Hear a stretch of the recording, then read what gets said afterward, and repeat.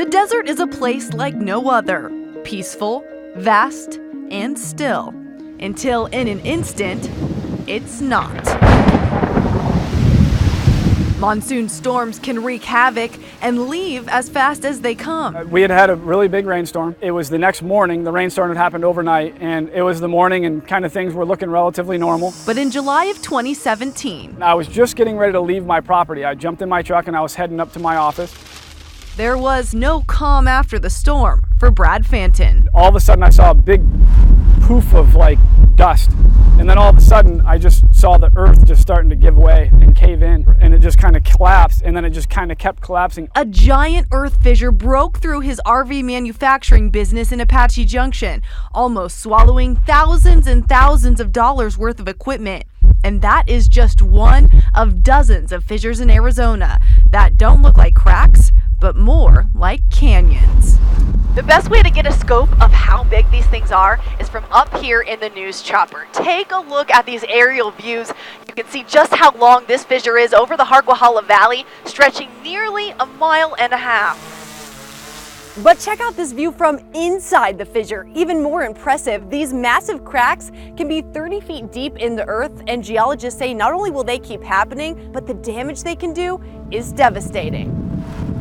We have hundreds of miles of fissures mapped throughout the state. It's hard to fix in a permanent way. USG research geologist Joe Cook has been studying and mapping fissures since 2007. They open after big storms, but the reason these form is from all the groundwater pumping Arizona farmers did up until the 90s, sucking water out of the ground, leaving it hollow underneath. Most of that has stopped, but not for long. We're right at that kind of drought declaration at Lake Mead, so it could be soon. Pinal County says farmers will start pumping again because that's what the Arizona Drought Contingency Plan calls for. The problem is, geologists don't know where these fissures are until they open up. They could be anywhere. They've swallowed animals, like this baby calf that had to be rescued in Cochise County. We were able to pry him out and rescue the cow, but if we didn't get there, then I'm sure he would have just expired. But Joe says there's no telling when a huge crack could open up under homes.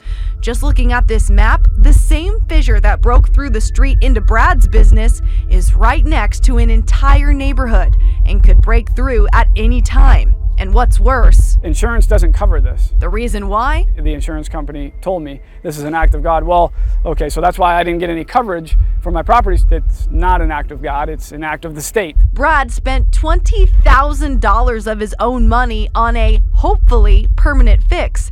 But the street right in front of his business collapsed again last year during a storm, even after the county fixed it.